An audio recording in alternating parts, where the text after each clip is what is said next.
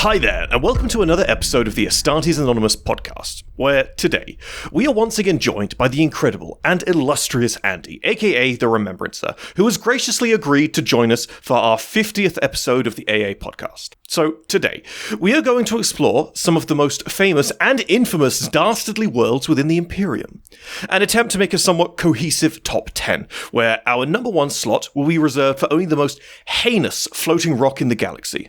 So, get comfortable as I am once again joined by an artistic orc, an autistic space marine, and the best dressed man in the 40k community. I'm your host Tom, and these are my co-hosts. Well, hello everyone, my name is Lucas, or better known as Moots. 50 times these intros are done with much love, and I just want to express my appreciation for the kind words that Tom shares with us every time.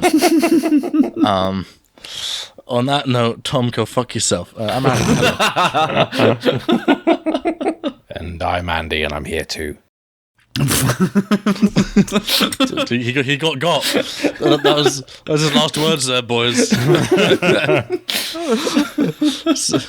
Burn them into your memory. Goddamn.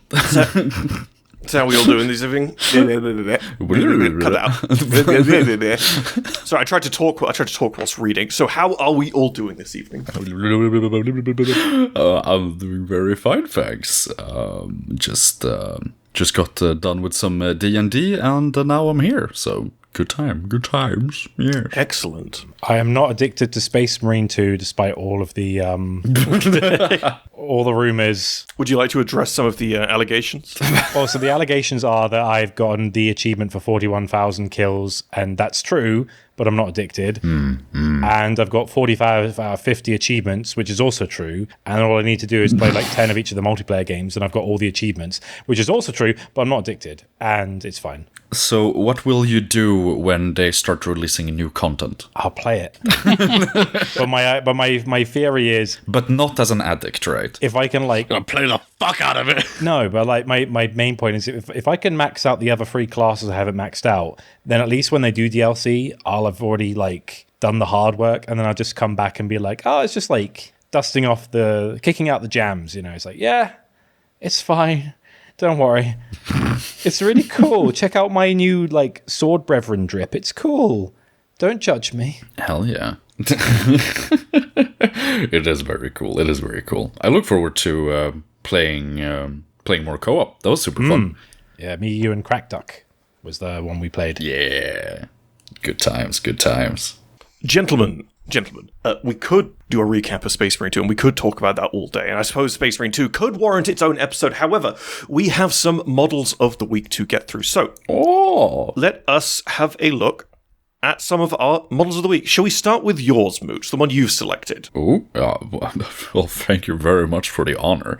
This is a Neuro Tyrant by our dear patron, Marcafe, and in the behemoth colors, and I just fucking love how vibrant this bastard is. Looks really nice. I'm really impressed by this one, and the red is just super poppy, and the base is really nice. I really love that base, actually. Yeah, huge table presence. I expect this has when you're playing it. Absolutely wonderful, and I love his own. He's almost done the typical Tyrannid thing where you do the armor darker and then you give it those streaked, bright highlights. But he's done it in a very almost graffiti kind of way, if that makes sense. It looks very spiky, a little bit rough. Jet Set Radio. And I think it just pops. It looks really good. Yeah, but this thing just shines on the table. Yeah. He's done a really nice, just little blue spiky bits. Very similar to how my one is, kind of, but blue rather than green. But he's done the face on the base a lot nicer than my one has. I fucking hate faces. That one actually looks good. I think what the audience should know, though, is that you're allergic to basing your models properly. No, it's not. No, it was the face. The base, the rest of the base. I use your recipe for the base, you cretin. I'm sorry, you have, how many Poxwalkers that are completely unbased? The Poxwalkers, they don't have it on the table in like a year, right? We don't talk about them. Are you excited for your Zangors, Aaron? We're talking about Tyranids right now, man.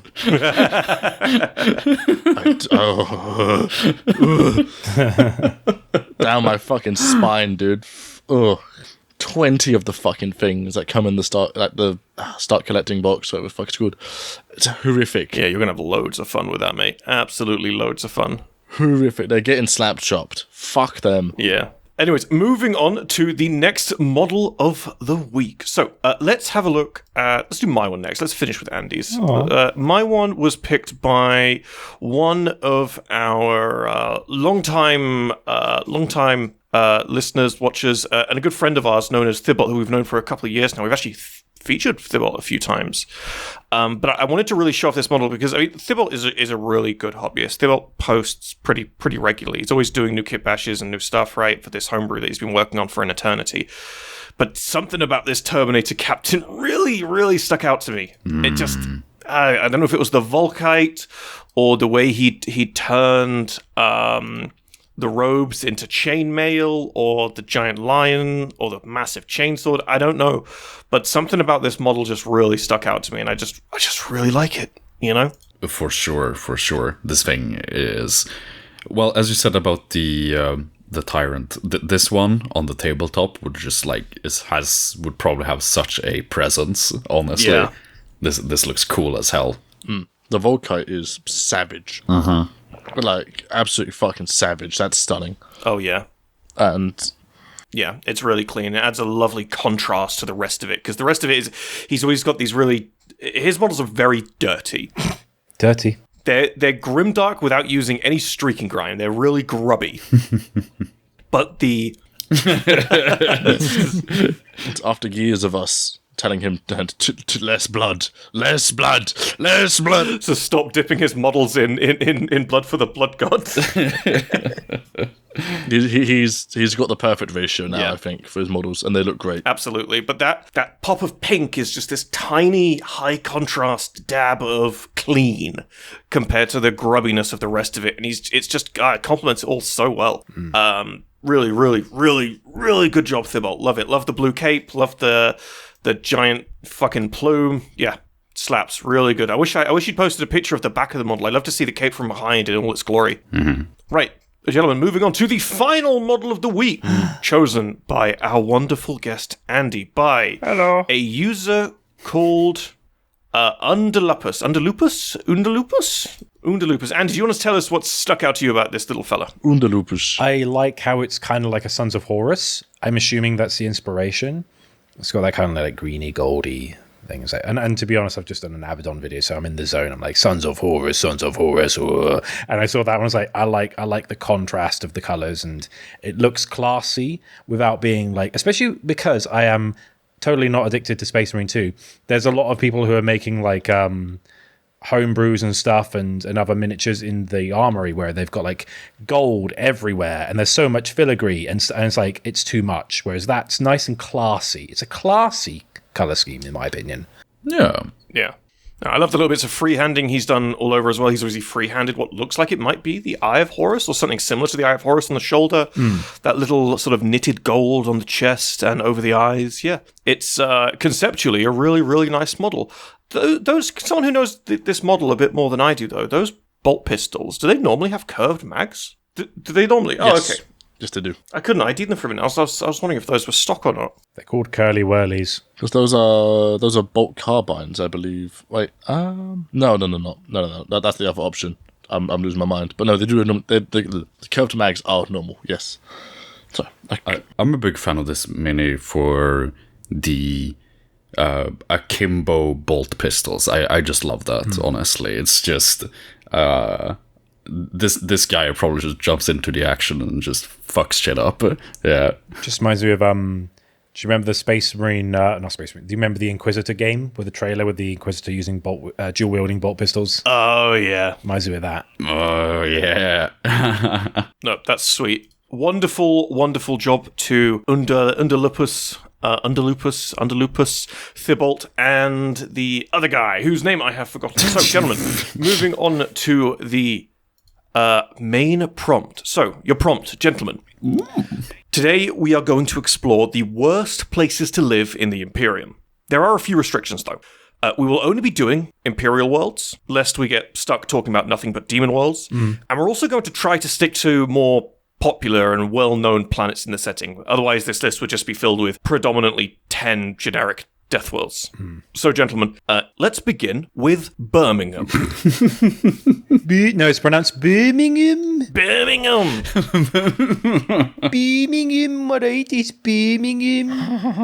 It's Birmingham here. It's pronounced Birmingham. Birmingham. Birmingham. Birmingham. Birmingham. I just realized I'm the only non-British person in this call right now, and it's Welcome to the Commonwealth, baby.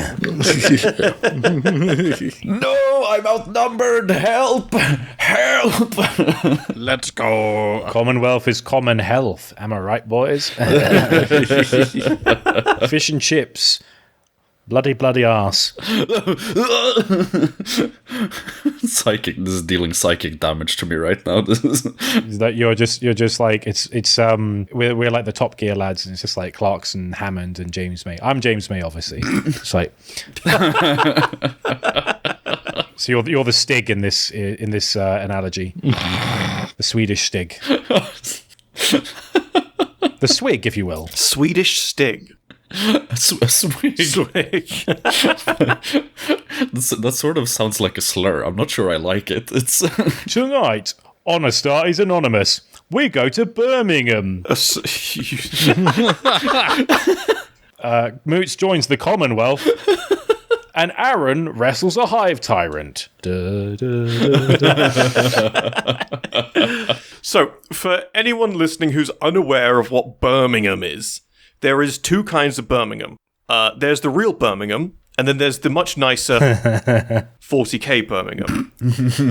So, Birmingham in 40k is known as the Black Planet. Now, this is actually a fun little reference to real world Birmingham, which was known as which was a part of the Black County, and this is how some maybe 80 to 100 years ago, all of the little towns and hamlets and villages north of Birmingham were coal and mining towns, right? So it was called the Black County for that particular purpose.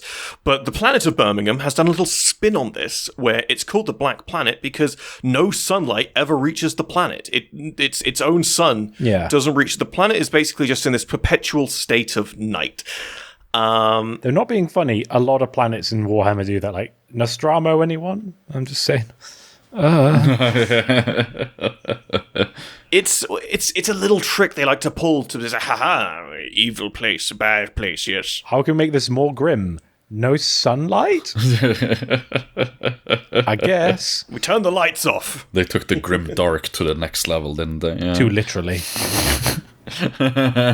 A little bit. But, they may have been doing a bit of a... And by the way, Birmingham as the planet, I'm just going to specify because I'm going to be talking about real Birmingham a little bit as well, potentially. But the planet Birmingham is part of old lore. It was, I believe, 2nd edition is when Birmingham was first introduced in a 2nd edition codex. But one of the things that's true of Birmingham, and I do think this is a little bit of a jab at the population of real Birmingham. No, surely not. Is how... Surely not. Not Games Workshop having jabs about well, we'll see. British subcultures in their fan setting. Oh no.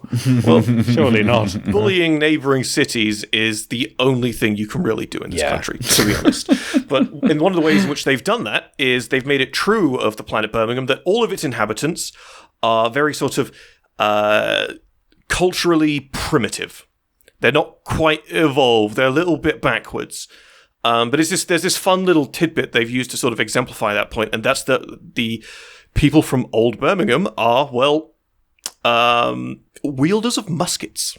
They use muskets. Muskets are their preferred weapon of war. Ooh. It's is that a reference to how you as Brits still also haven't progressed anything in culturally in any way, shape, or form? That's 40k in general. Excuse me.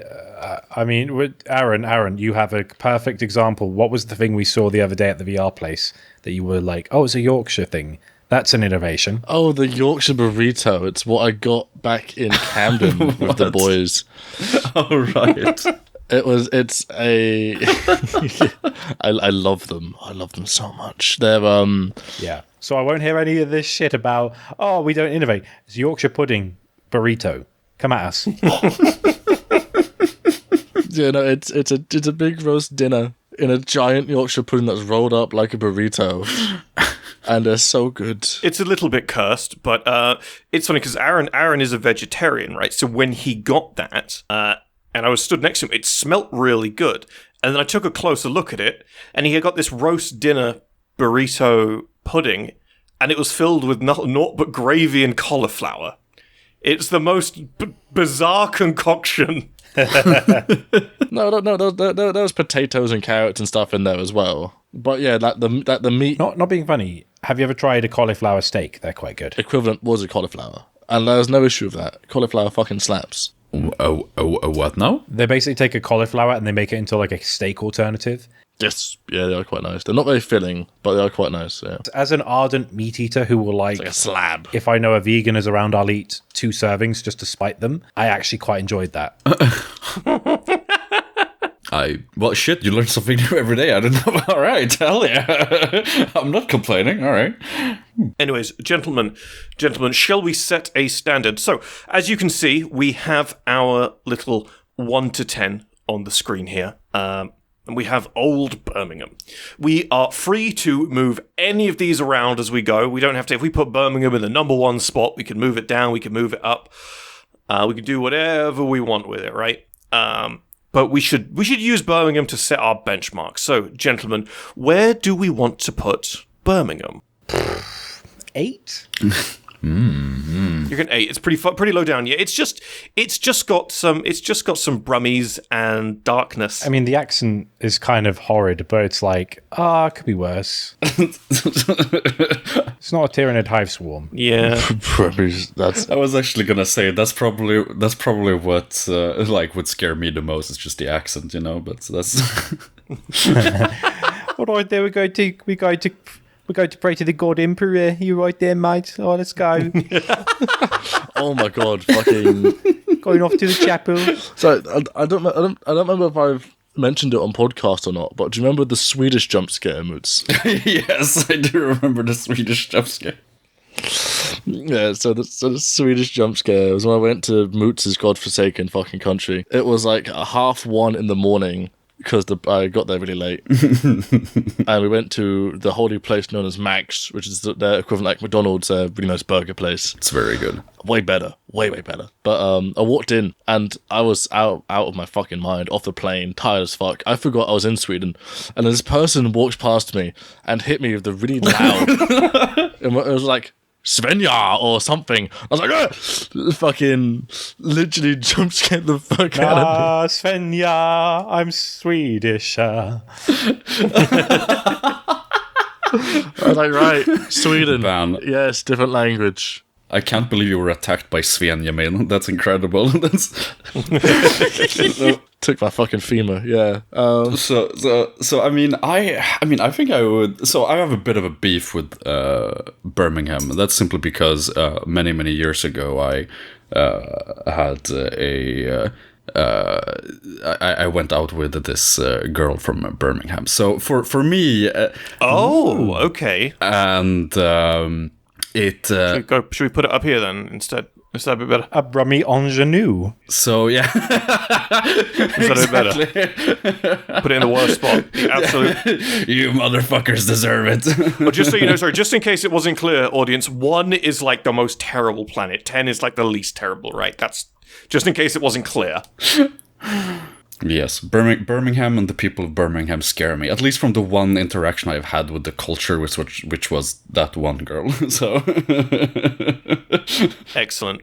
Right. Well, let's tell you what. Should we tentatively leave Birmingham in the number 1 spot, at least for a little bit, in case we feel the need to move it a bit later? Then? Just for the memes. Okay. Yeah, just for Moots' satisfaction, we can get back at Moots' X real quick, right? Right, gentlemen, moving on. We need to talk about Necromunda. I necroned on my Munda. Now, Wait, Birmingham's at number 1? what do you say? I phased out. I necroed on my Munda. God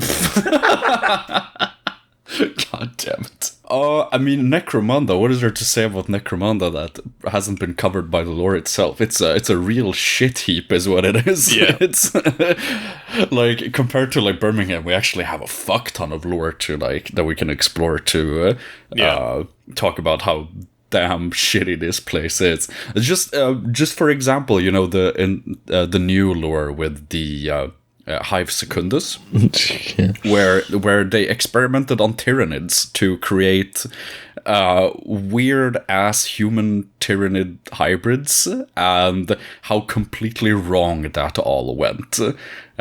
So, you know, I think if we're bypassing like the memes, I think Necromunda very quickly like bypasses old Birmingham in many senses, because this really is prime shit heap estate right here. Yeah. It's like, what if you made Croydon into a whole world? It's like, that's a shame. Yeah. Yeah, oh my god. Why? I went to Croydon for a tattoo once. Yeah. It was the shadiest fucking place I've ever been. Like, I went there. You told me about this, yeah? I went there and I went to this. I looked up like car parks near the tattoo store I was going to, and I was like, right, okay, all day car park, £5. Buy a car park space, get an ounce of cocaine free. Like, yeah, here we go. Looks sus, but I'm on a budget. Perfect. Yeah. No, and I went there and it was like a cash in hand car park. There was a dude sat there and it was like also like an auto parts place, but a car park. And so I just left my car there tentatively. Gave the guy a $5. He's like, right, yeah, you're good. License plate, yeah, you're good. Come back whenever. I was like, huh. Okay, chief. And this place was run down to fuck. Corner in the middle of the road, like, corner, the tattoo store was like 5 minutes from the place. That had a great time. 7.5 hours, lovely. One of my favorite pieces. But 7.5 hours. I left my sister in the car for that, wow. because she just wanted the day out. So she sat there just knitting. Knitting in Croydon. That's a book right there. It's fucking funny. But no, Croydon, shithole. Going on. Arguably worse than Necromunda. But I was gonna say, sorry, on the note of what Moot said about the new lore, Yeah. Necromunda is only getting worse because it's one of the few places that's actually getting new lore. So there's new horrors to be seen, boys. It's just getting worse, To be fair, Croydon's getting new lore every day as well. and it's only gonna get worse.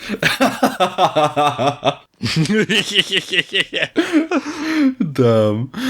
Oh, yeah. I'd definitely put it above Old Birmingham. Yeah, definitely. That's fair. Well, it is interesting because Necromunda is the archetypal hive city, right? When we think about hive cities, we do think about Necromunda, and every other hive city. I think every other hive city in lore that gets written about will when writers write about those hive cities, they don't really have any choice but to look to Necromunda for that sort of knowledge base. But one of the things about Necromunda that's worth remembering, that's really important for this list, is that Necromunda isn't a hive world; it's a hive city. Most of the planet, in fact, is Necromunda even the name of the planet? Meh. In any event, most of the planet is literally just this horrific wasteland. Yeah. Radioactive wasteland, even. Most of the planet is actually just actually just a nightmare. I think, But what's funny of that is they have the gang wars yeah, The gang wars. yeah. on that wasteland as well. This may be a shithole. It's not just contained to the city. Somehow it had to be. The ash waste, baby, let's go. Fucking. They're just like, it may be a shithole, but it's our shithole, and we're going to fight for it. That's all we know. We got multi-biome gang wars, boys. Let's go. Right, let's put. It's like having a penthouse in Croydon. It's like, it's my penthouse. So we obviously want to put it above Birmingham. Should we take now as our opportunity to put Birmingham a bit lower down? Sure, yes. Where should we put it back at Andy's 8 Yeah. for now? 7. Because it's a bit of a meme. but it's not too bad. I'm still spiteful. You're still spiteful. Okay, that's fine. We'll put it at 7 for Moots' sake. That's fine. It can be moved. That's fine. Right, yeah. gentlemen, next up we have the home of the furries. Way. Fenris. Basically Sweden. Oh, yeah. It's just Sweden, let's go.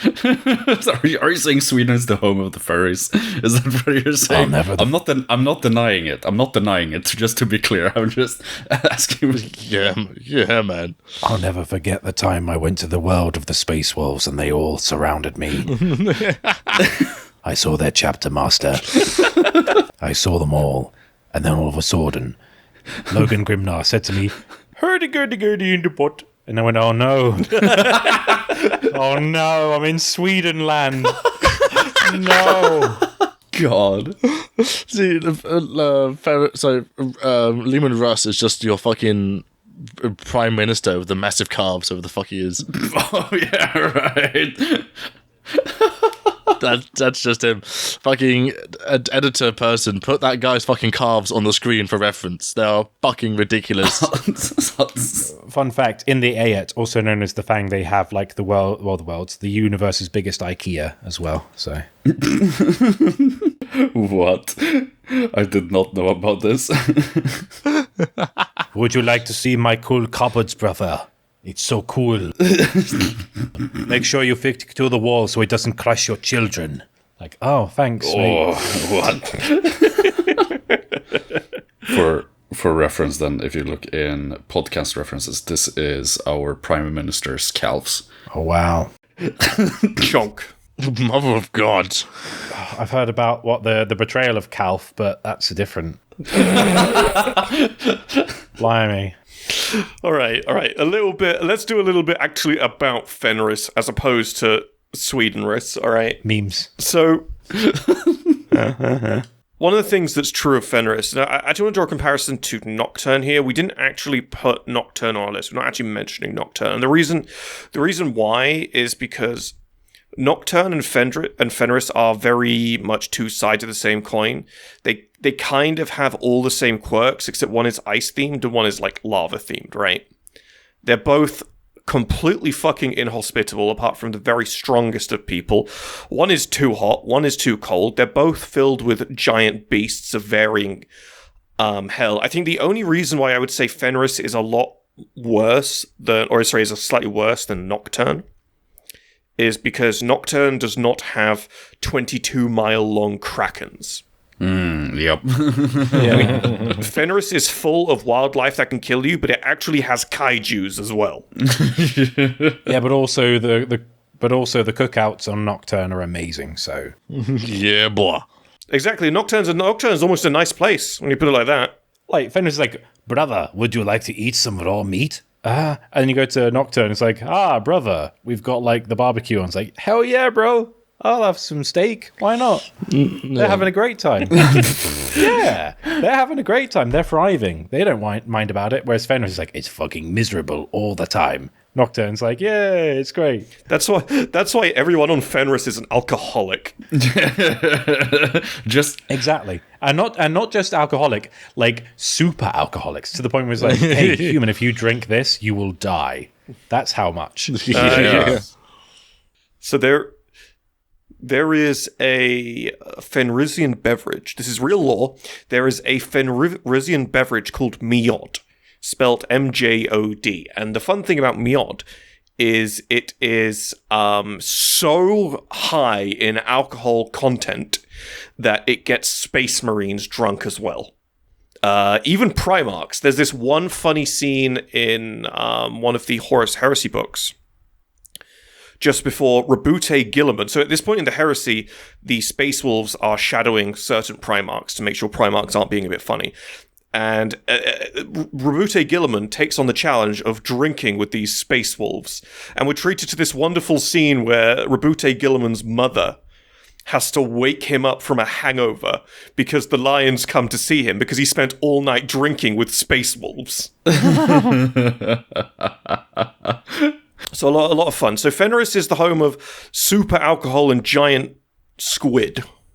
yes, and besides all of that, they just make you like if you even want to like have a good time there, like for example becoming a space wolf, they just force you to do the weirdest shit. Like, oh yeah, those 22-mile crackers we just talked about. Well, tough luck, kid. You're gonna have to go and grab one of their tubes. It's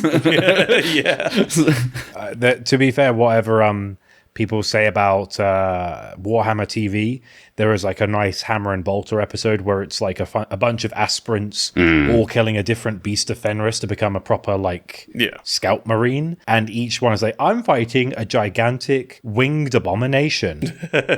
I'm fighting a gigantic bear. I'm fighting a saber-toothed tiger. It's like, yeah, Fenris sucks, dude. It sucks. And then all the Space Wolves are playing the equivalent of chess, drinking beer, going, my aspirant's gonna win. It's like, no, brother, you're stupid. Mine's going to win. But this is and it's kind of funny. Your next test, you must pluck one of Logan Grimnar's pubic hairs without waking him up in his sleep.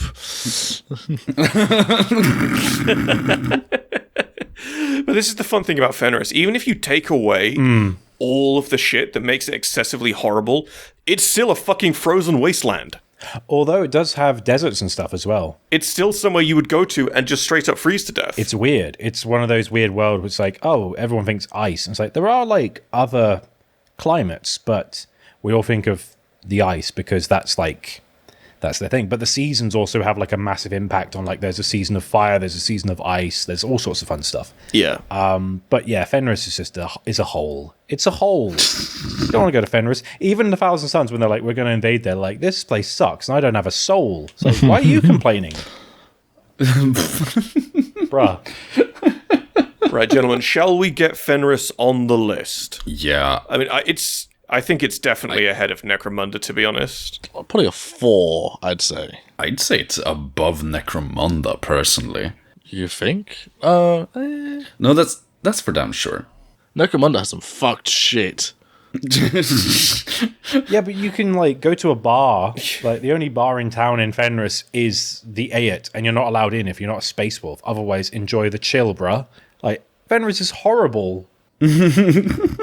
Like, I'm pretty sure, like, in Necromunda at least, you could theoretically live a perfectly normal life. As in, perfectly normal in the 40k setting, if you're lucky enough. Yeah, if you got lucky enough, yeah. Even for all the gangers killing each other, someone has to man the bar, someone has to clean the tables, someone has to clean the toilets. Like, there's people getting by. Yeah. And no one is gonna kill the barman, right? Because that's just rude.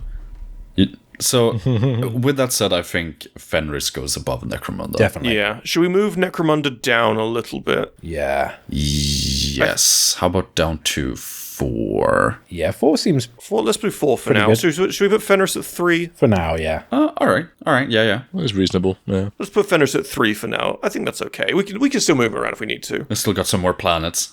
Yeah. We still got some more planets to go through. 7 of them, to be exact. Right, gentlemen, it's time to get cloned and get killed. We've got Krieg next.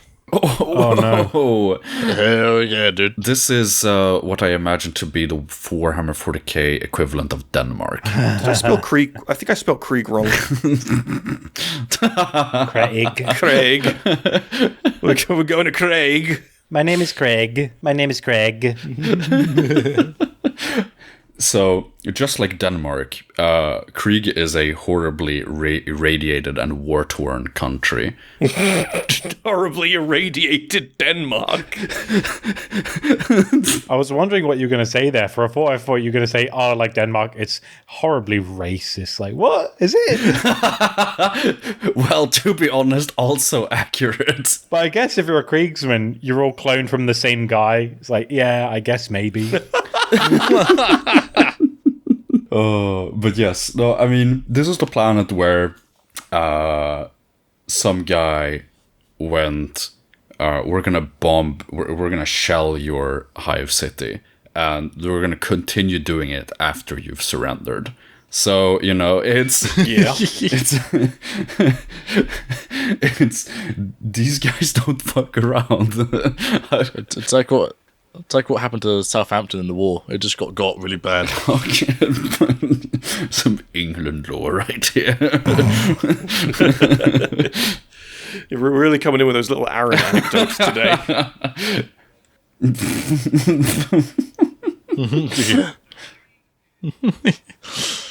And then we got Jesters, the worst nightclub in the country as a result of it. Yeah. But no, Krieg is an interesting one. So the surface of Krieg might as well be fucking Minecraft flatland, because there's basically fucking nothing there. People who live on Krieg are basically, if I recall correctly, they're basically borderline subterranean. They're all vat-grown clones of one another because they're too irradiated for their genitals to work properly. And as soon as you're born on Krieg, your one guaranteed destination is to get shot. If you're lucky, you'll just get cancer. What shoots you, whether it's a Tyranid shooting something that's going to bore into your neck and eat you out from the inside, or shot by an orc. The one thing that's true is there is, unlike, even less so than Fenris, right? Even less so than Fenris, on Krieg you have a zero chance of living with any kind of comfort at any point of your existence. You could get lucky on Fenris and be just the son of a Jarl in some kind of regard, right? Krieg, no such luck. You're fucked. Not being funny though, shovel. A counter argument, shovel. Entrenching tool. That's pretty sweet. Dig a hole. Yeah. The most comfort you get on Krieg is the tube. It is. Also, I'm sure you'd get along with each other because you're cloned from the same person. So it's like, hey, do you like Magic the Gathering? It's like, I love Magic the Gathering because we're kind of the same person. Oh, great. Camaraderie. Yeah, and they're all just playing fucking Is It decks, the bastards. Exactly. They both pull out the exact same deck, exact same cards. They have no ban list. There's no ban list on Krieg. They have no ban list, man. It's unregulated. It's a wasteland. It's a shithole. Playing Commander, Krieg rules.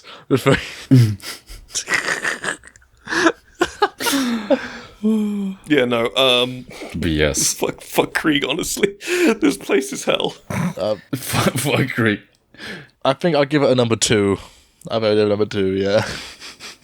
I'm pretty sure what the funny thing is that the reason they're so irradiated and whatnot is just because of themselves, right? They did an apocalyptic war on themselves. They brought it on themselves. They really did.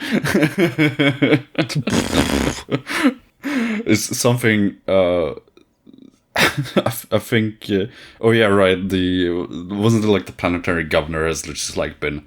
His name has just been purged from existence. Yeah. But I you know what it reminds me of? It's like, imagine if the Imperium was like mum and dad. They've been left on their own, and the Imperium's like, you're not going to wreck the house, are you? And Krieg's like, no, we're okay. And then it's like, you and your siblings, you just break everything in the house. You smash the TV, you rip up the carpet. In fact, no, you level the entire house. The bungalow is gone. And then the Imperium, mum and dad, comes back and goes, guys, what's this? And you go, I guess I'm grounded forever. It's like, yes, pledge all of your children to serve in the Astra Militarum forever and never complain. Okay. That's Krieg. That's Krieg. Yeah. Oh. Oh, no. Yeah, okay. I Lovely place to visit. It's lovely any time of year because it's always trash. It's like, yeah, doesn't matter what season, it sucks every time. I hear the radioactive snow is. Yeah. Oh, what's the season this month? Oh, the season is death. Yeah. Oh, same as last month. Yeah, okay. They've got a phosphex shortage, so you're not likely to burn to death in space fire. Hooray. Yay! Whoa! Woohoo! Yeah, I think, gentlemen, I would feel honestly pretty compelled to put Krieg ahead of Fenris, Yeah, 100%. based on this. Although, may I offer a slight wrinkle to that? Yeah. And number 2. The furry allegations are quite far from Krieg, which means it's. I'm sorry, Andy. We have to put the furry allegations aside, otherwise we might as well delete the number 1 slot because Fenris will just take it forever. This will be too easy. I'm terribly sorry. It's just the way it has to be. It's a status quo, you know, man. It's not personal. It's status quo. Right, so Krieg, number 2. Right, gentlemen. Agreed. Let's talk about Medusa. So, Medusa's problem is very simple. Medusa. Think of every natural disaster you can think of. Now imagine they're all happening at once, and they're all happening all the time. And you've got Medusa. Medusa is not a pleasant place to live. Medusa is also the recruiting world of the Iron Hands. And Iron Hands. Yes. And also, it's a Necron tomb world. yay! Surprise! Does not help. And it also got bombed to fuck by Death Guard. Yeah. Yes, as Aaron and I discovered earlier, there are chunks of Medusa that are completely uninhabitable thanks to the Death Guard. This place is not very pleasant. I love that, that you just go, well, the whole planet is already like a tectonic mess, but there are spots that are even more of a mess. It's like... That's such an insult. That's like, hey, Moots, hey, how you going? You're a tectonic mess. Screw you.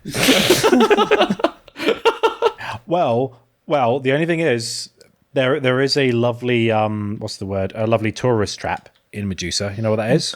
Imagine a planet that has the consistency of a big ball of wet paper mache that's been punched a few times. That's Medusa. It's the Iron Hands like equivalent of a sand crawler that just every clan roams across in big sand crawlers because they can't stay put for more than a few seconds. Oh no. Yeah, like that'd be cool to see that just trundling along. Like, oh look, there's the Iron Hands. Oh yeah, right. Oh, the Iron Hand behemoth things, yes. Yeah, it'd be great. Let's not also forget to mention that the few like people that live on this fucking mess of a planet also constantly fighting amongst each other. It's Oh yeah. Yeah, like Ferrus Manos was like, to make you stronger, you should always be fighting one another because that will make you strong. I'm like, oh great. Thanks, Dad. Yep. So imagine this, right? You're just teleported to some random spot on Medusa. The first thing you notice is the ground is shaking because there's an earthquake. Then you turn around and you can see a 200-foot high wave because there's a tsunami.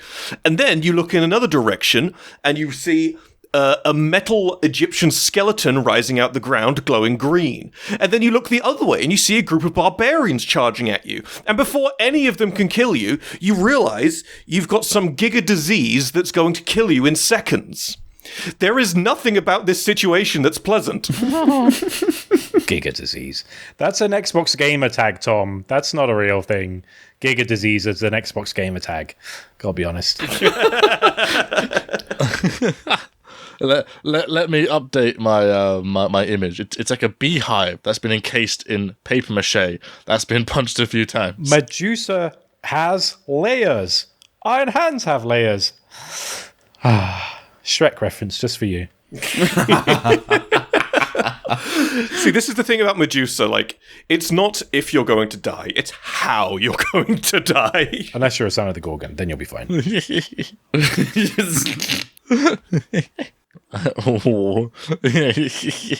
That's like Krieg, but a bit worse. More variety, yeah. It will be an unnatural disaster.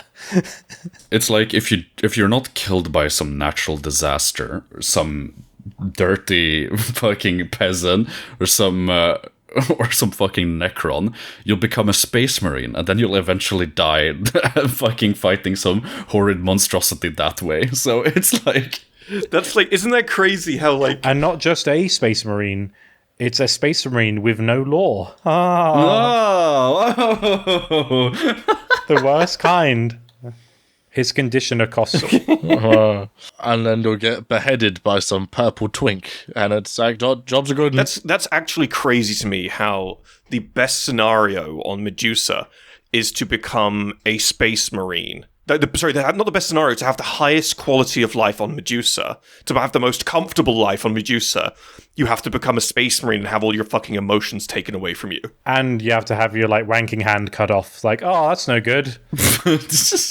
And yeah, you have to have half your brain replaced with a fucking electric cheese grater or something. Yeah. Okay. I guess I'm going to get real familiar with the Stranger in the Tub going forward. Huh, damn. Iron Hands are kind of fun, though. I'm going to put this motherfucker at 1, in my opinion. So far, 1. Yep. We'll just play One by Metallica. 1. Straight to number 1. I wouldn't say actually, from what we have right now, 1. Yeah. Yeah, it's worse than Krieg. All right, well, yeah, we can move everything around, right? Nothing is set in stone. We can move whatever we want. So, well, for sure. Gentlemen, let's talk about... So this one... So this is like the one I've got on. The next one is one that does break the rules a little bit. But I really wanted to talk about it. And this is Old Caliban. So this is Caliban before it got explodey. Mm-hmm. So... The reason I've put Old Caliban on here is because it's conceptually very interesting. It's basically just this giant feudal world with literal monsters that may or may not be denizens of the warp. So, in much in the same way that you can, you turn up on Fenris and you get squished by a mountain or snow or a kraken. Krieg, you get irradiated. On Caliban, you either get killed by a knight or eaten by a literal dragon. Although, can I mention something? The way you said Old Caliban, it makes me think of like some kind of, what do you call it? It makes me think of just some kind of like whiskey brand. It's like, here at Old Caliban, we spare no expense in making sure you get the best drinking experience possible. Distilled from the finest of beasts, chaos spawn, and drank by knights. They all go, quick, that's a good whiskey, innit? And like, yeah, Luther, it's great. Don't go to chaos, you knobhead. Old Caliban, don't fall to chaos.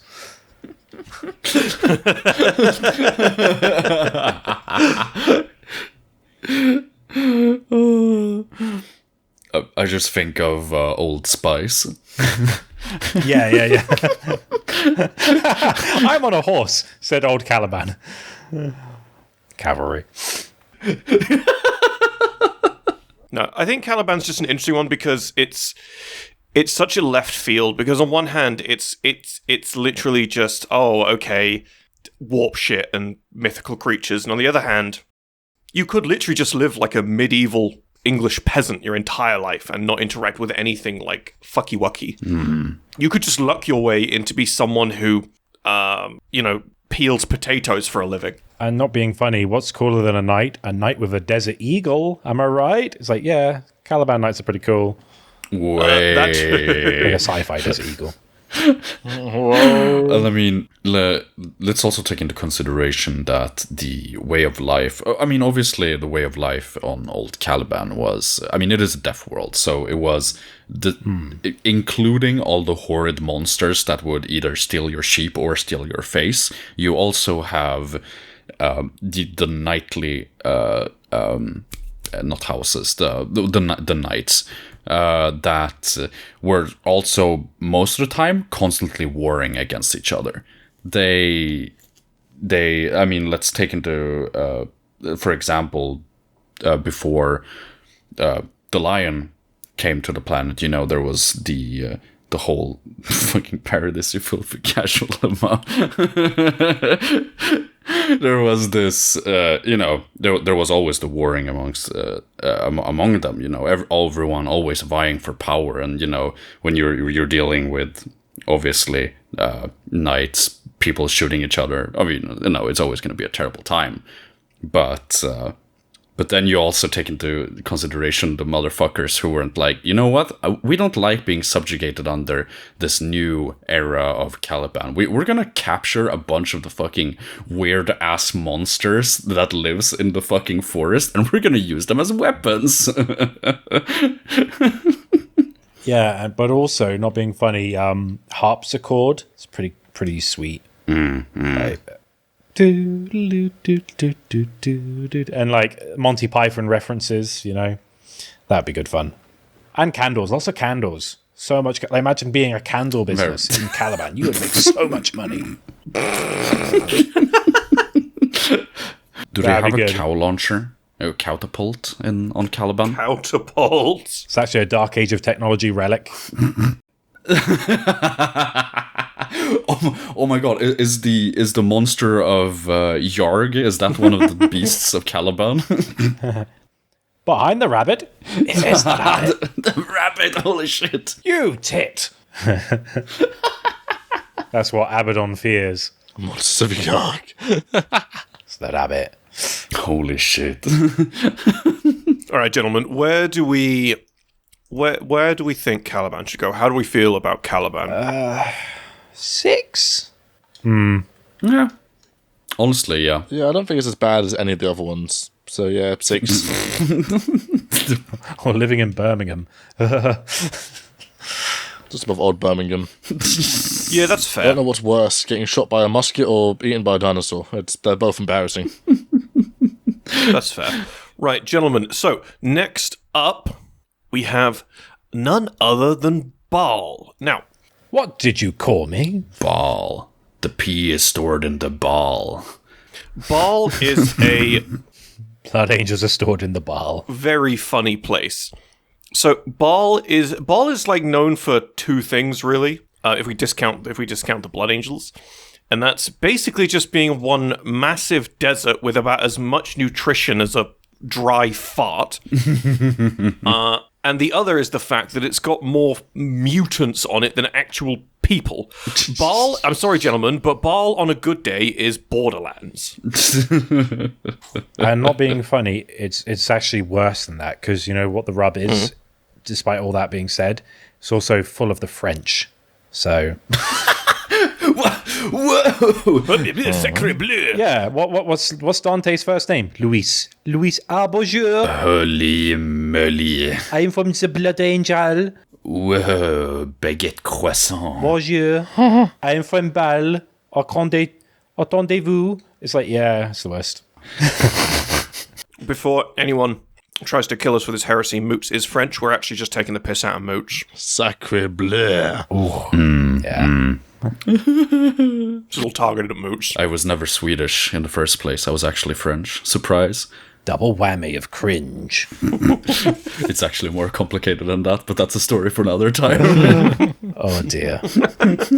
Well, I grew up on the Rue Sauvage, so fair enough. He's The Savage Road. he's Swench. Yeah, Swench. It does sound a bit like a slur, doesn't it? Swench. Swench. Now that's a slur right there. It's like wench, but being like a saucy wench. You swench. You could probably say that with a lot of venom, to be fair, if you really wanted to. Swench. Swench. Swench. You naughty swench. Swench. Be gone, swench. Go back into the gutter. Back in Swinchy. Are you going to dare me to be on the London Underground and just like stare at someone and just go, Swench? Is that going on the list, Yeah, Tom? 100%.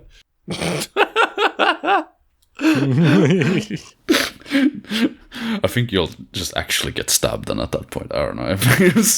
Yeah, fairly prominent Warhammer YouTuber gets stabbed on the Underground. Amazing. You're on the Victoria line. You're not getting. You're just saying that on the fucking Victoria line. You're not getting anywhere quick, man. Fuck. That's a long trip.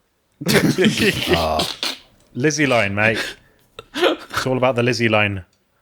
I love the Lizzie line. Well, like, among the terrible things that exist on Ball is I forget what it's called. I think it's like thirsting water or something like that. Or oh yes, the it's- water you drink that doesn't make you like quenched. It dehydrates you. No, yeah, because the water is actually not water. It's actually millions upon millions of like microorganisms that drain you of your water. So you either, like, if you're foolish enough to drink it, like actually put them in your system, it will just very painfully kill you as it just dehydrates you from the inside. And otherwise, if you're just happen to accidentally fall into it, you'll suffer the same fate, but just, much quicker, much worse. So, Well, there's that excerpt in the Dante book where he's a kid trying to like go through the trials of being a blood angel, and he's like, "Hang on a minute, there's a skeleton here, and he's got a whole flask of water.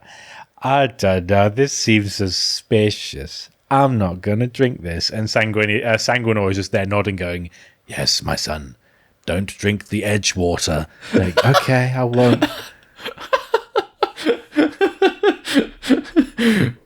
Yeah, Ball's not a nice place. It's strange because it's one of the few places on here where you will probably just starve to death. Because all these other places have, even Krieg and Fenris have societies to a degree. And whilst Ball does, it's literally, most of the planet is just nothing. Most of the planet is you end up there and you are the nearest person is like a 2,000-mile walk away, and then when you find him, he's actually a mutant and he'll just beat you to death. he's not just a mutant, he's a mutant cannibal, and he will eat your face. He's a French mutant cannibal. He's a French mutant cannibal. No, that's just called French, all right? Go, bonjour, and you're like, oh no, this is the worst. You don't have to. Bonjour, baguette. Je will eat your face maintenant. And also, not being funny, like, we all know about the French eating, like, snails and stuff. On Baal, it's scorpions. Like, that's all they eat. It's like, would you like a butter-basted scorpion from the Baal Desert? It's like, no. I'd rather eat a Fenrisian Necron worm, or whatever they're called. What's the big one called? The wormy boy. The wormy boys. Yeah, the one that like Ferrus Manus fights when he's a baba. Oh, the Tomb Sentinels. Yeah. But he has a special name, and I can't remember what it is. Oh, the Tomb Sentinels, yeah. Me neither. I can't remember either, but yeah, he did give it a funky little name. Ball. Ooh, I think it's a tough one. For Where me are you personally, putting this, I'd please? probably be inclined to put it either before or after Fenris. It's not as bad as Fenris. I'd say before. Like, I want to see it above Fenris, personally. What? Yes. I don't care how bad it is to live with the French. It's not that bad. Like, not being funny. It's like we got the fucking Swedish planet fighting with the French planet moves. What is this? It's god damn. I'm just saying that, like, as bad as Baal is, it's like one degree of bad. It's deserts and scorpions and dehydration. Fenris, like, oh yeah, mate, we got that. We got deserts, we got jungles, we've got ice, we've got furries. Like, there's so many degrees of bad you can't escape. Yeah, I think the furry comment can't stay away. I've got to. I mean, Baal has vampires. And It's like vampires are werewolves. yeah. I also I know it's not necessarily part of Ball Secundus. Or wait, is it the moon that's Secundus, or is it Ball itself? Yeah. Baal Secundus is the moon. It is the moon. Yeah. Right, yeah. The Ball Secundus also has the lovely addition of having a giant coronate symbol on it after was it Kabunga had a bit of a Kabunga. Obunga. What? So it's a throwback to an old episode. Had a bit of a fun there on the planet. So I don't know what I forget what they did with that, but technically you also have the nice view of like the horrid desecration of their moon just constantly staring down on you, which honestly probably isn't great as either. It's a suboptimal situation. It's not as bad as like the Majora's Mask moon. Like that'd be creepy if you're like looking up and like, hi, it's like, oh yeah. All right. So we've got. Okay, listen. Andy wants it behind Fenris, as in lower than Fenris. Moots wants it higher than Fenris. Aaron, where do you reckon? Damn. Lower than Fenris. All right. Well, Lower than Fenris. This place is it is not mile-long krakens. yeah, that's fair, mate. That's fair. Just like in the 1600s, Swedes All right. versus French. Damn. yeah. Shut up. Right. Only difference here is that Britannia. All right, the gentlemen, French lost in this bitch. one. Fair enough. Gentlemen. The next one is really special. It's Forge World Metallica. Now, there's a few. Give me fuel, give me fire, give me that which I desire.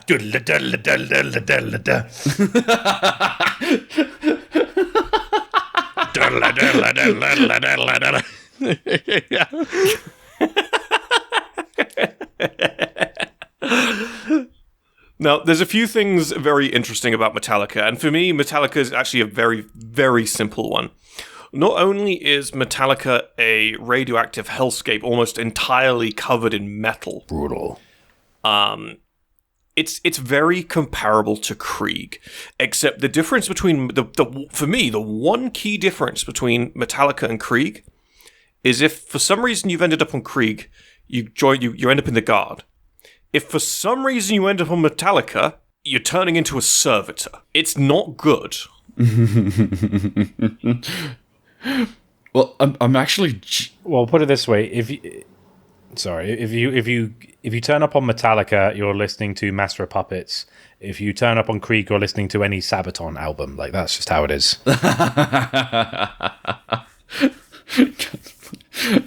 Which fate is worse, honestly? Metallica, definitely. All right, put that bad boy up there. No. They're both great bands. Although I think Metallica edges it out with live performance because they're great. Live. I'm surprised you haven't put Agrippina in this spot, because Agrippina is a fucking shithole. That is so close to the Eye of Terror. It is disgusting. I think the idea is that the people, it's the tech priests and the Mechanicum on Metallica, Yeah. is a little bit more, how you say, dastardly. The fun thing about Agrippina, or Agrippina, however it's pronounced, is that it's Agrippina Aquafina. so used to being so vital to Cadia that the people who come and go from that place are numerous, right? It's a hot spot for people, whereas Metallica is very, very I could just be talking out my arse here, but Metallica is I want to say a lot more secluded as far as Forge Worlds go, with its own culture and its own people. Not to mention there's a whole ass fucking brutal Titan Legio from Metallica, whose name I've forgotten. It's the Iron something. Well, Thank you. Yeah. Despite you mentioned like how they like the almost entire planet is metal, it's like if anything grows there, they will just flatten it. It's if you're not a tech priest or a servitor or something like that, you land on Metallica, you also suffocate to death because it's like the air is just toxic. Yeah. It's not hospitable if you're not already a mechanical monstrosity. So, and the I don't know what the people is called, but their like whole creed is like, we want to make everything like this. That's their goal, and which I guess like for very good luck for Armageddon that they haven't done that to them yet, because they're very involved in that conflict as well, because they just hate chaos. Also, really big side note, it kind of looks like an evil Pokeball. It really does, yeah.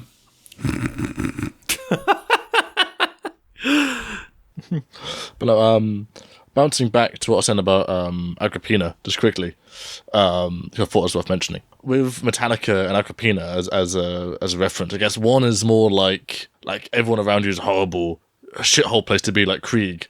And then Agrippina is like the 40k version of Pompeii, right? That shit could go off at any fucking minute. And I guess rather than the people being awful, it's locationally awful. So, Although Metallica is just like you're there going, hold my breath as I wish for death.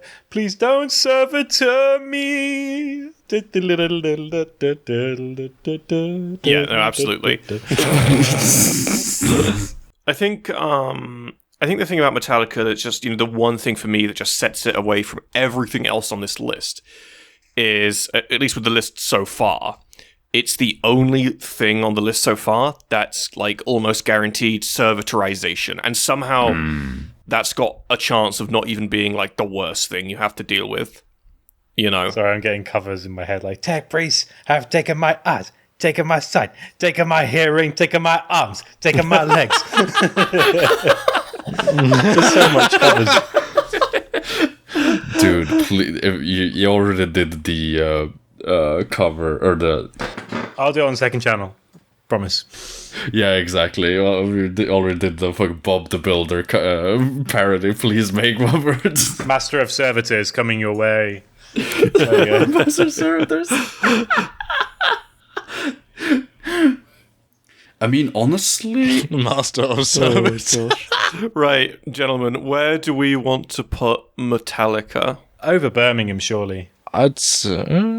Personally, I'd say Metallica is probably... I'd put it either... it's hard, because my gut is telling me to put it at least on par with, like, Krieg. I mean... Because... Or just ahead of Krieg, because you're going to get irradiated. The best case scenario is you get cancer and die. I'd say put it above Baal at minimum, because there was a story about, like, a humble man called Luigi and his son, and he, like, eked out an existence. And it's like, Metallica's like, Servitor. Well... That's quite a stark difference. Yeah. But, Yeah. Well, that's the same thing about Fenris. Like, people can live on Fenris, it's just impossibly hard. Krieg, you get to live because you get to go to the guard. Medusa is just not fun. Medusa's just not fun. Well, I guess, by that logic, I guess it's above Krieg, because Krieg, at least, all these places have a chance of survival. Yeah. Well, that's what I'm saying, yeah. Except for Metallica, it's not death, but it's almost akin to being worse than death. So I think it'd be in between Medusa and Krieg, personally. I mean, it depends on how you look at it, right? I personally would put it at like a 6. Maybe, or actually, no, maybe a 5. I put it probably above Necromunda, because the way I see it, at least, is you go down to the planet, you're not quick enough to die from poisoning, so you become a servitor, but then you're a servitor.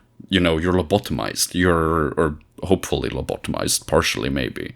So, like, at that point, yes, your life is that of a servitor, but it won't get much worse than that, right?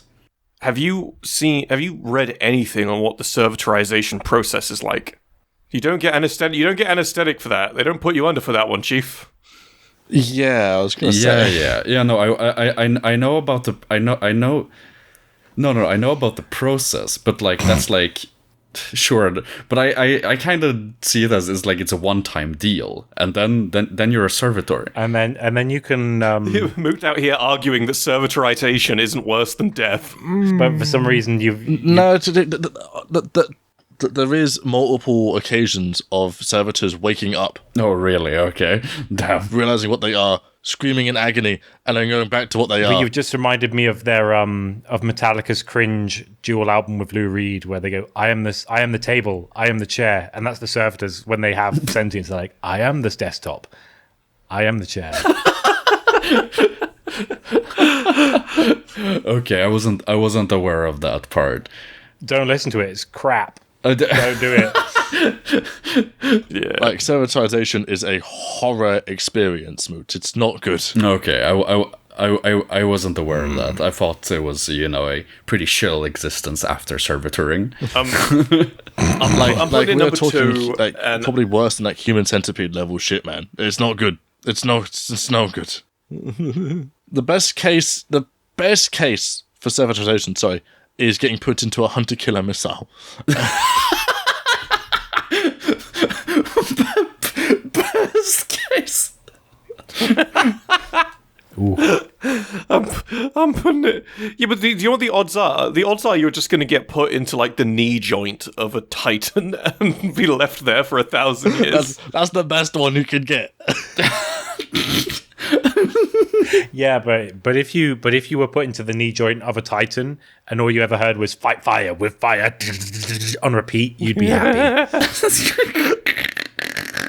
Actually, Yeah. there's a really funny thing. You know that servitor from the Imperium escape room back up in Nottingham? But that just reminds me of Rick and Morty. Oh yeah. What is your purpose?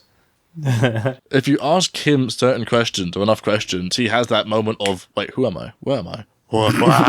And it's a real blood-curdling fucking thing to hear, apparently. What's that? But you What's can't that thing get in that. Rick and Morty's like? What's your purpose to give table sight? Oh, what's it? It's not tables. It's not a shaker. It's a something. Oh, you passed the butter. You passed the butter. Oh no, my life is a sham. He passed the butter.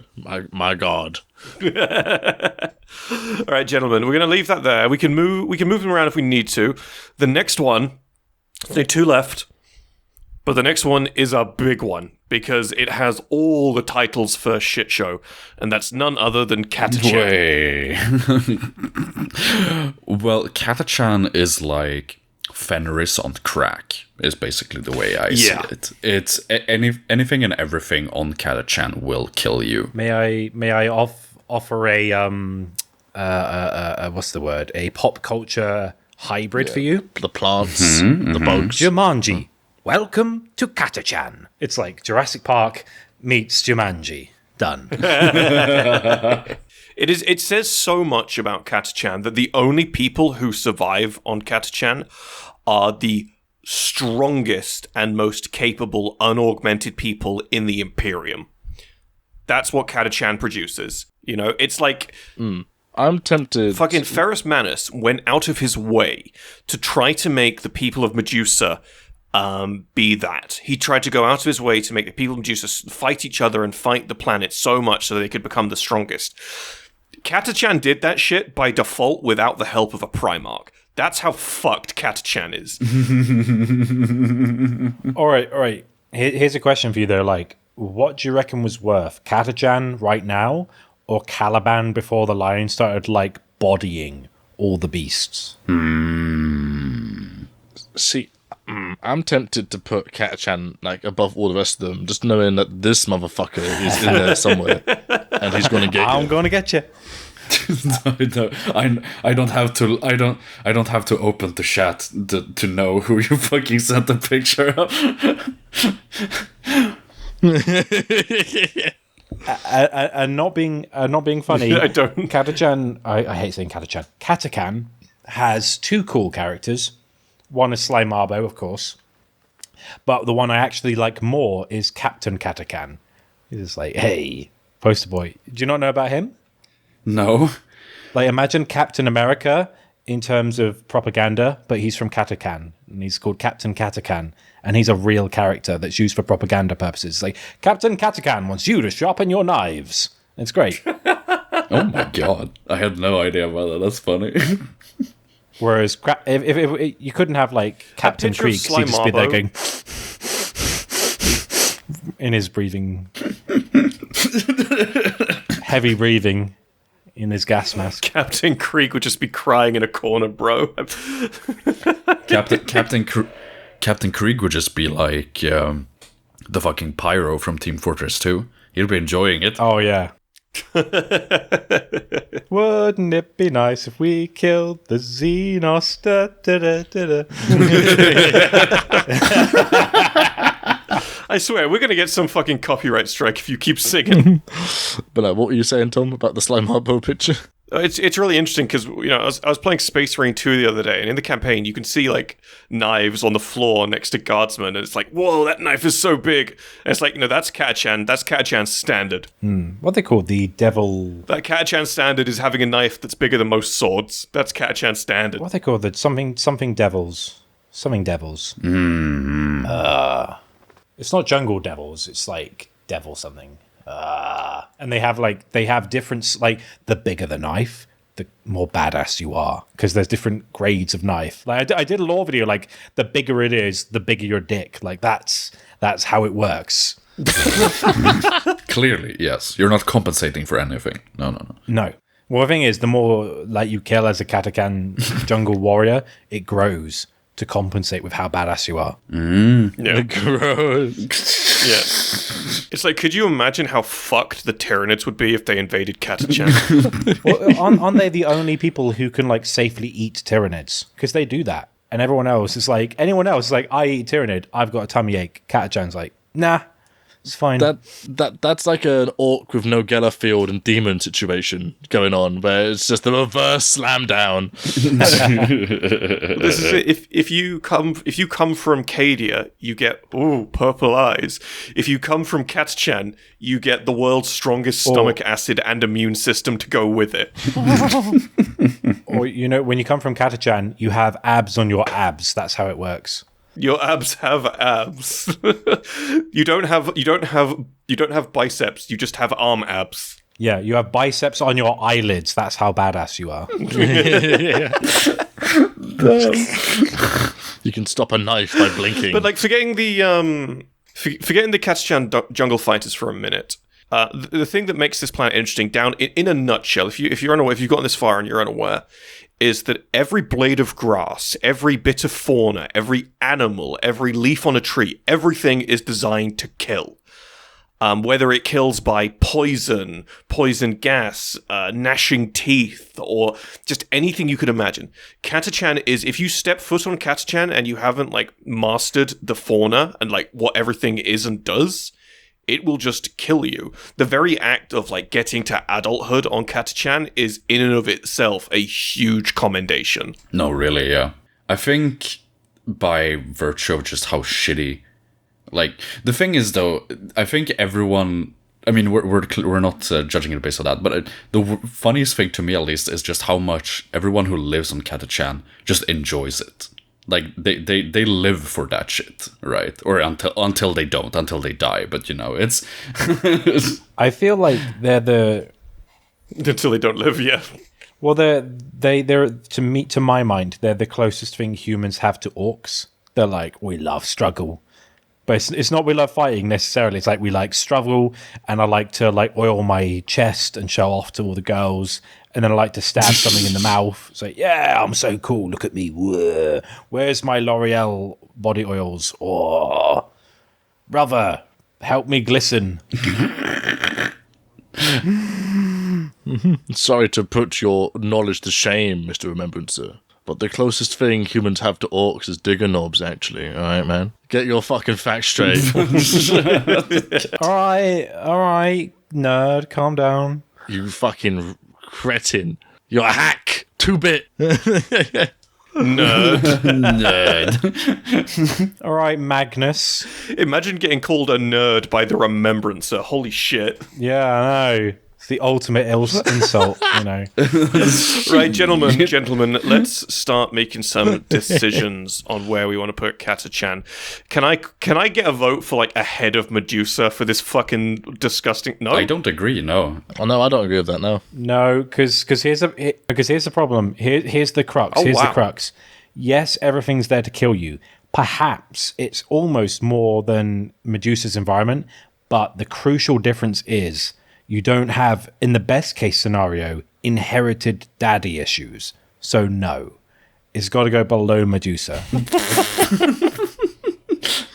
No, I put it at number 3 because Metallica and Medusa are both guaranteed to give you either death or a worse than death equivalent just by being there. Catachan, you can theoretically survive it.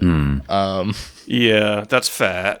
I agree with that. That's actually a really good way of looking at it. Yeah, that's fair. Yeah. So, what do you reckon, number 3 then? Yeah, 3. Yeah. you get to feed a really cool beast. That's kind of cool. You get to be their like equivalent of like a sushi night out. Like, oh, this is some nice human. Let's see. I can hear Var screaming at us through the screen right now.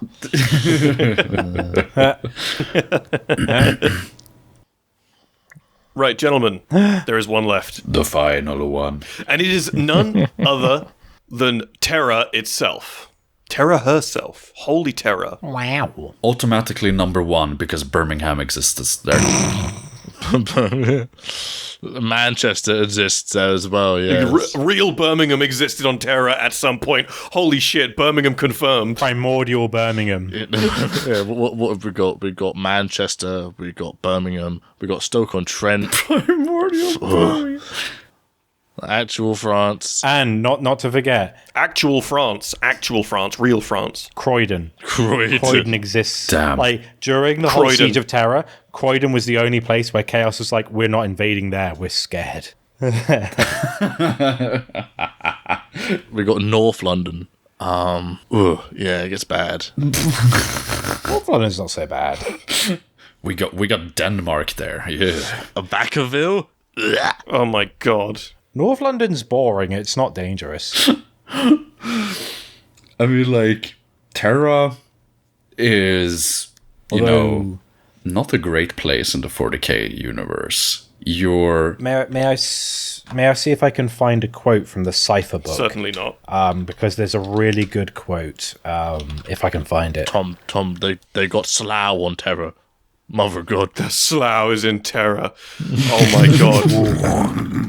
You find VHS copies of Road Wars on Terra, though. You pull up the old Ali G film, some stains. Yeah, fuck it. Julie, me, you know you love me, truly.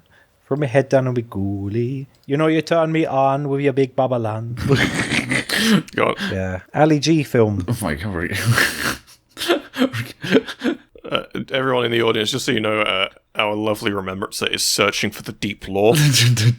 I mean, I can't find it exactly, but I was listening to Cypher Lord of the Fallen a while back, and he basically does, like, to give you context, he infiltrates the Imperial Palace because he wants to have a chat with the Emperor.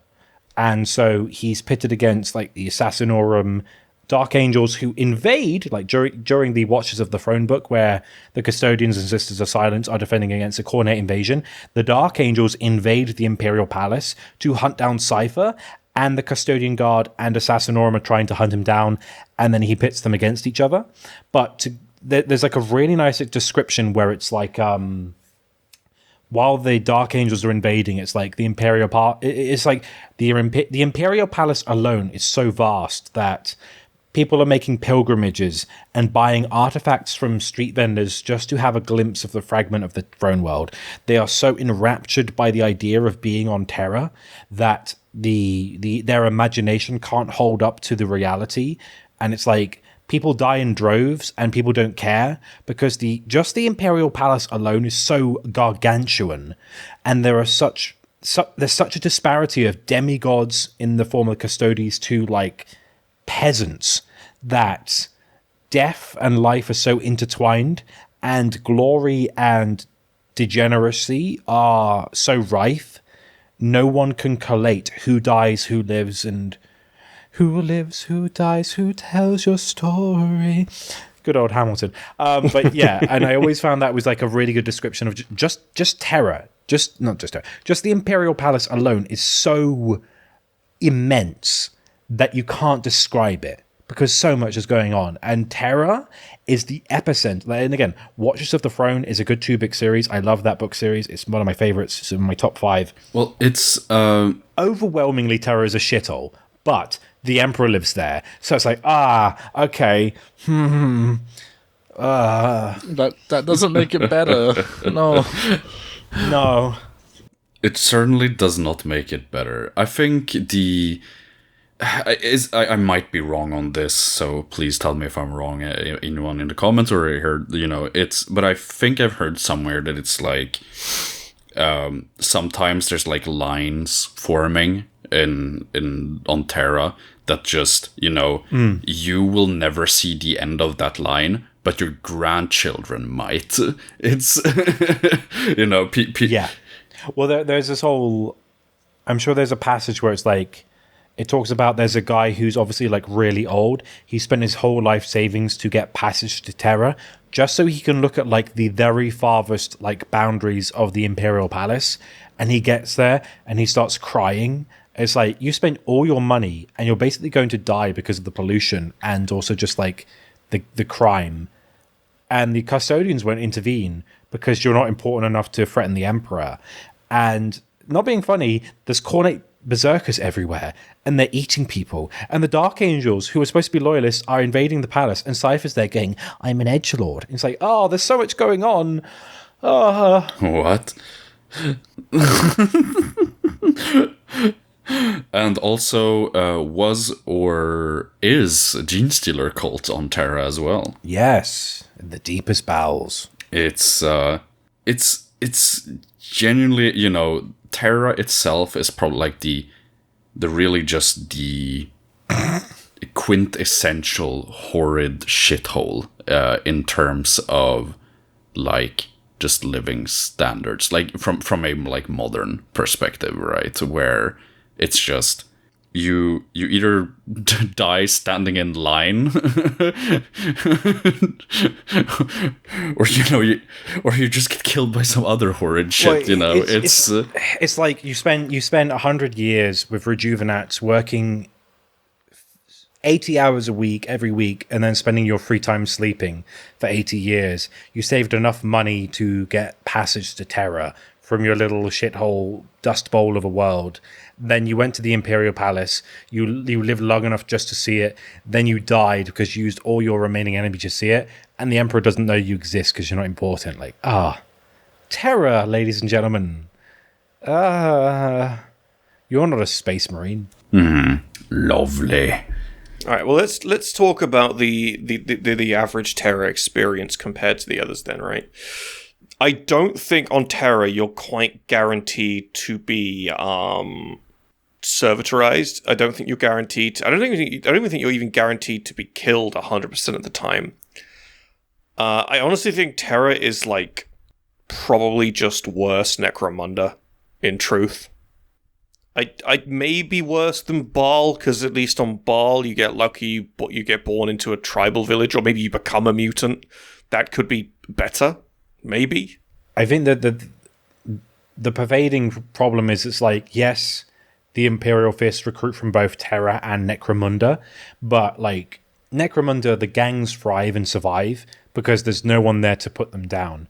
If you make a misstep, one custodian will destroy your family, your clan, your city. Like, it's not just that, there's like crimes. It's like, once you get to a certain point of like digging yourself out of the muck, you'll get the notice of much bigger creatures than you, and they will destroy you like you're nothing, which is kind of sad. Yeah. But I don't think it's as bad as Fenris, gotta be honest. Bureaucracy sucks. Baal is worse. So we're about this sort of area, right? Yeah. Somewhere between 5, 6, and 7. Yeah. Do we reckon... And not being funny, there's probably like a lot of solace of people going like, "Oh, the Emperor lives here. Oh, I'm not too bad." Yeah. like Terra as a whole gives me like Tower of God vibes from like that one bit of Berserk. We got the Holy Palace in the middle. That's all good. You got Mozgus chilling. He's alright. He's alright. Cool guy, I guess. You've never seen him. And then you got his apostles that will fuck you up for doing the slightest thing wrong, and then the slums. Yeah. And the little bit down the corner where you got the demonic worship going on. Like, it's just, it's a bad scene. It's not the worst, though. I'd still put it above Necromunda, at least. Yeah. I think I'd agree with that. I'd probably say worse than Necromunda, but not quite as bad as Baal. And bear in mind, we all live on Terra, so... Yeah. Yeah. I could feel that. That's why it should be number 1. But yeah, no, I'd probably say above Ball, maybe, because at least the on-site security won't eradicate but your there's bloodline drinking water for taking one step out of line. Oh, you do. Define drinking water. I mean, I know in Master of Mankind there was a character, Ra Endymion, who was descended from a lady who stole water from the last ocean left on Terra. But they still have drinking water. Like, come on. Ooh. It's not as bad as Baal. And also, there's daddy issues, just like Medusa. Yeah. But in a different strain.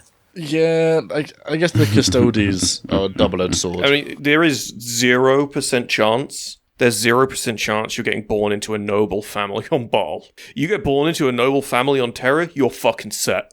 You're as set as they come. It don't get better than that. Truly, you're rolling the dice. You're rolling for big money. You're rolling for big wins. If you go for Terra, honestly, you know, Terra is the only place. In fact, Terra is the only place on this list where you've got an odds of having probably the best life that a human could have in the Imperium. And not being funny, you also have a chance of being a custodian if you're born into really rich families. Yeah. It's kind of cool. Yeah. I mean, the upper echelons of Necromunda aren't bad. If you're part of like the cream of the crop, you're good. But that's not likely. Yeah. Well, that's it. Terra's just higher risk, higher reward. It's just worse Necromunda. Yeah. There's less. I agree. Yeah. And not being funny, you're not going to get invaded that often. Like Terra is like it's the be-all, end-all place to invade. So for the most part, yes, Khorne invaded briefly. Yeah. But we all knew he wasn't going to get far. It's like, yeah, you're pretty much not going to invade Terra ever. Yeah. Then he found out. That one bit in the End and Death where Horus fucked about, it got pretty bad. But with 40k towers, alright, yeah. Gentlemen, we have our list.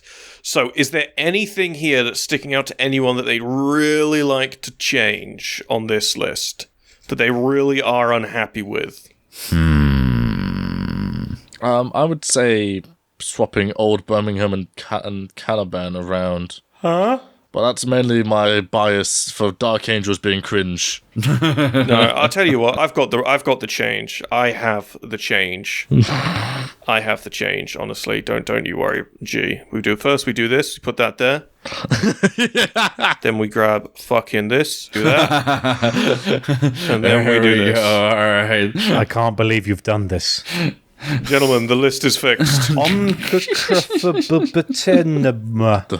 No. The Black Planet reigns supreme, boys. Sounds better as for butter new. There you go. What? That's the list. He's speaking in tongues. What the fuck are you saying? What? I just said all the letters in order. It spelled a word. You're talking in tongues, Andy. What the hell? There is not enough vowels, I'm afraid. I thought you were being possessed by Zinch there for a second or something. Yeah, I thought you were kind of dying over there, man. I'm possessed every other weekend. It's fine. Right, gentlemen, we have our list. That is wonderful. So before we move on to the Patreon questions, everyone watching, if you enjoyed this episode, you want to subscribe, that would be great. You want to hang around for some Patreon questions, just hang in there a minute. If you like the list, let us know. If you disagree with the list, let us know. Just put it down there. So thank you all very much for watching. Oh. No, I said we will tell you you're wrong, but go ahead anyway. Aaron might tell you you're wrong, and if Aaron tells you you're wrong, just let me know. I'll send you his home address. It's no problem. It's no problem at all. You know, I'm applied with Tom's, so it's mutually assured destruction on that side. I'll throw in Moots as a bonus. No. Wait, hold on. I'll tell you, actually, well, I'll just leave Moots' home address in the description. You just look down now, it's in there. Just leave Moots. Just put Sweden. I actually don't have a home address. I just live in the forest. All right, it's so good luck finding me. Typical swench. Swench behavior. You fucking swenchy. God damn it! Fuck. No. So thank you all very, very much for watching. Hang around for some Patreon questions. We will see you all in a minute. Goodbye.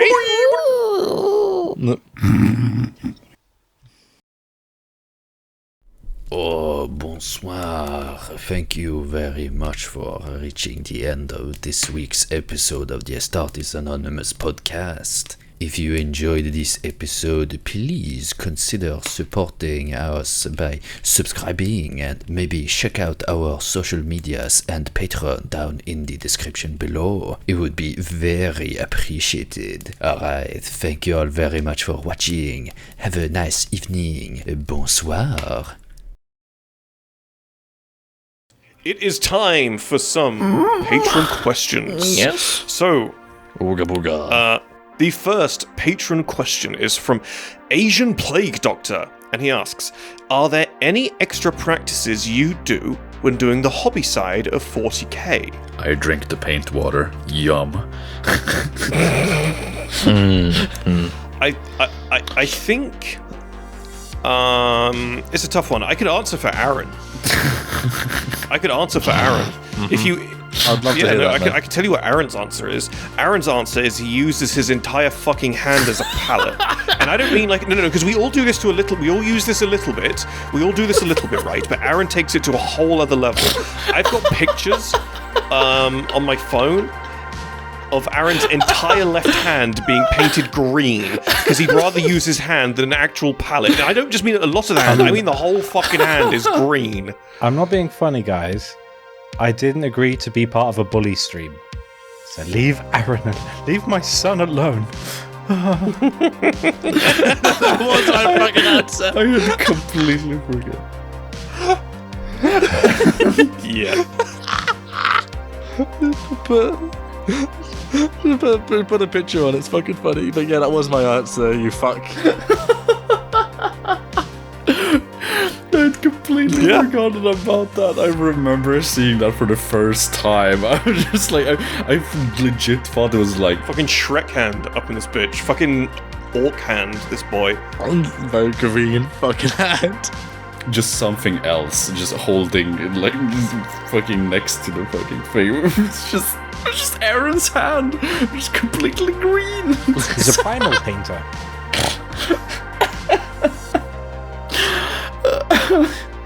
My whole ass idea. That's what I don't like using a palette, because I don't think it shows correctly. So I got used to using my hand because I know what green I'm looking for, or like density. It's just good. It just grew on me, literally. The primal painter. What about you, Andy? Do you have any little doodads you do when you're hobbying? Honestly, I haven't like hobby. Like I've got some stuff recently, and again, like I think Aaron, you saw my hobby space that I showed you and Alex the other day. Like I've got some stuff set up, but I'm not quite hobby ready yet. You sure you don't want to do the bully stream? Thanks. You sure? I'm going into defend you. You're like, I'm just going to stab you in the back here. No. My mum always said to me, like, don't bully your lessers. It's fine. Yeah, so you don't want to punch downwards now, do we? Ha ha ha ha. No, exactly. No, I love him really. He's my boy. What about you, Moots? What little quirks do you have aside from eating the paint? I mean, I don't know if it's like really a quirk, but I mean, I really like using cement glue. I think that's like a really neat little thing, honestly. If you don't know what that is, that's like you take like Tamio, sprue glue is what I mean. Yeah, sprue glue. Sprue glue. Oh. Yeah. I'm just being fake. All right. Yeah. No, he's got a humble little like side table set up. It's quite cool actually. It's Shrek-looking hand, motherfucker. There you go. Huh? All right, liars. Yeah, no, I like doing sprue glue. I think that's nice. I don't know. I organize all my shit in little plastic Ziploc bags, like everything. If I have any loose bits, I just put them in their own little Layers. Augurs have layers. Sprue glue. Sprunkle. I was gonna say plastic cement is the standard. I was like, what's this guy talking about? Very short-minded moods. Right, get it together. Little bag, and I just put a bit of a sticker on them, like, so I know exactly what it is, and I just have them in a, like, storage in under my table, under my desk. And then obviously I also partake in drinking Nuln oil, because who doesn't? So just blurt it out. Just believe Of course. As God intended. As God intended. I think for me, it's difficult because I'm not that. I don't think I'm a particularly weird hobbyist when it comes to stuff like this. I think the closest I've got to an answer for you is I just watch reruns of Star Trek: The Next Generation and House when I'm hobbying. I literally, if I'm hobbying and I'm not in a VC with someone, there's like a 95% chance I'm watching House or Star Trek. You know, it is what it is. I do man. like That's all I House. can say. Right, gentlemen, let's move on to our second patron question. So, this is from Jakul55, and Jakul asks, what's your favorite tattoo? So, some of us here, Jakul, have a bounty of tattoos. So we're going to keep this to 2 each. Let's get Aaron out of the way, because I know Aaron's raring to talk about it. Come on, Aaron. Do I have that label on my forehead? Yeah, fair enough. My 2 favourites at the moment are probably my big H.P. Lovecraft 5-piece.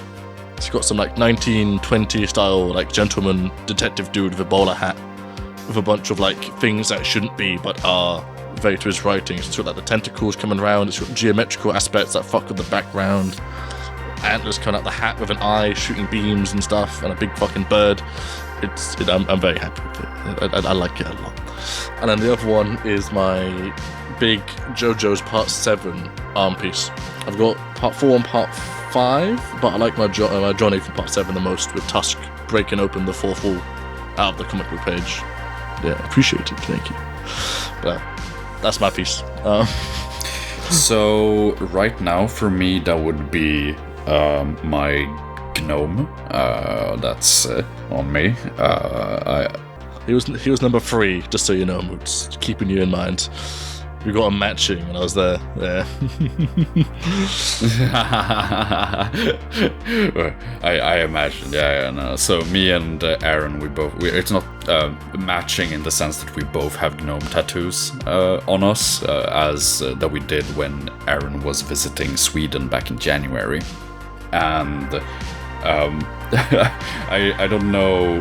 We got Will to do this. He's super fucking talented tattoo artist. I guess I can find his Instagram and slap him down in the description or something. But I remember the conversation was something like, he knew that it was gonna be me and Aaron who got tattooed, and he sort of instinctively made one short and one tall. No, we don't know. We asked for that, and he could tell it was us, what ones we were getting when he walked in the door. That was it. Yeah. Oh, my bad. All right, yeah, I just misforgot. Yeah, no, we were just walked in, and he was like, "All right, you're getting that one, and you're getting that one." It's very cool, and I just love this guy. I call him Pelle. He's got a name, and the second one is my most recent one, which was made by our good friend Joe, which is the eye on my upper chest. That's like sort of also goes up onto I just asked Joe I had an idea which was like based off of the single album cover for the song Gone by Atreyu. I gave that to him, and he was like, he just did a bit of a sketch based off of it, and then he went he asked me what I thought about it, and I was like, all right, but how would you do this? How would you go about this design? And he was like, oh, I'll fucking show you. And he just sketched up a variation of that, which I just absolutely fucking loved.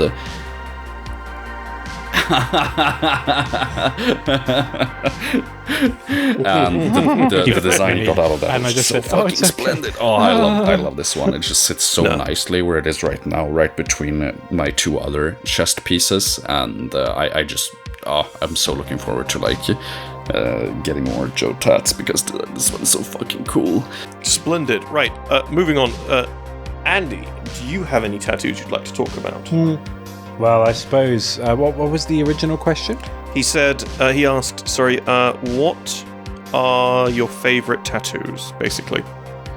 I think I might as well just mention the back piece. So, during COVID, I was devouring the Like a Dragon game series of the Yakuza games. So I got a back piece which took 38 hours. It goes from the base of my spine over my shoulder blades onto my chest. So it's replicating the final boss from Yakuza 0 versus Shibusawa and Kiryu, and it's Green Dragon on the right side, Shibusawa's back piece, and Kiryu's Silver Dragon on the left, so they're kind of clashing at the front. Then they spindle over the shoulder blades, over the collarbone, over the shoulders, and then down. So that took like 38 hours, and I like that. I haven't had a tattoo in a while, but I was like, if I get this one, I don't have to have one for a while because it's quite substantial. No, yeah, seeing those in person is fucking nuts. You showed me the first time I met you, I think, most of it, and it's fucking ridiculous looking. But yeah, I got naked. I was like, hey Aaron, look at this. And you're like, ooh, oh my. Oh my, said Aaron. we were just comparing tattoos, right? And I got saucy. What do you want from me? Exactly. But Moots, am I good to post the gnomes in the references?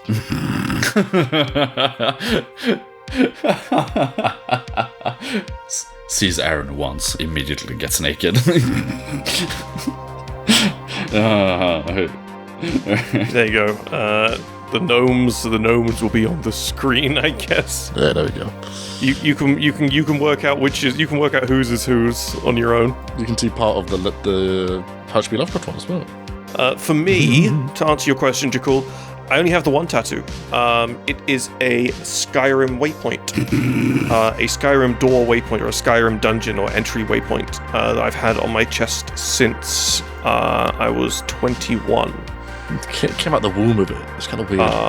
It's been there since day one. It was it's just such a simplistic image, a simplistic design. It always resonated with me, and I always loved Skyrim. I still love Skyrim. It's one of those games that I can't really play because if I play it, everything else in my life is going in the bin. So I've got an awful lot of love for that game, and the imagery of a single set direction is just something that I gel with, and so I've got a Skyrim waypoint on my chest. And that's basically it. You know, it's my favorite by virtue of being the only one I have. If I had to choose the favorite one that somebody else has, I'd say Aaron's Venusaur on the back of his hand is very cool. He's got this huge Venusaur on the back of his... Was it your left hand or is it your right hand? It's my right hand. I appreciate that, dude. The back of his right hand. That's a very cool one. It's a full. You've got a bunch of other grass type Pokemon you've been meaning to get coloured, haven't you? Yeah, I've got the lineup right now. It's Venusaur, Bulbasaur, Lurantis, Torterra, Seedot, Nuzleaf, Roserade, and Parasect, and I'm going to get 2 more on the upper arm. And it's going to be a full Japanese style. Yeah. But I didn't know you liked that so much. I thought you... Yeah, it's a big whole grass type theme going on. It's cool. I mean, I personally, I don't like hand tattoos, but the problem with you is you're covered in them head to toe anyway, so it's like, it doesn't really take away from your aesthetic, because you're just completely drenched in them head to toe regardless, right? I wouldn't get a hand tattoo for myself, because I don't like them, but again, if I was covered in tattoos, I think I probably would change my opinion on that. But that's just me. I'm not saying it doesn't work for people, I'm just saying I wouldn't get one. But yeah, I hope that answers your question, Jakul. And if you are still listening or still watching, thank you all. Oh, okay. Sorry to cut you off, Tom. Sorry, just quickly. Andy, I heard you say something fucking cursed a second ago, and that's not going unnoticed. Did you say I need to get a Chikorita? Huh? No, I was saying my starter for the second game Gold, I had a Chikorita as my main And I was like, I'm not doing that game. Grass types are shite. No, Chikorita is a shame to the fucking grass starter name. I will not. I love her, but like not being funny, like Totodile would have been a better choice. Blastoise is the best from Gen 1. And Typhlosion's kind of fun, but like, it's just like a mole. Just an angry mole. Who cares?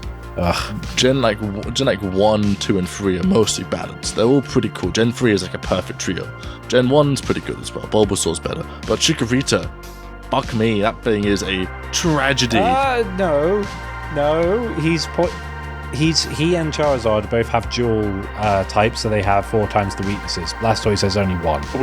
So it's good. My personal favorite Pokemon is Tentomon. We're not talking about compatibility. I'm talking about visuals, and Chikorita is fucking in the bin.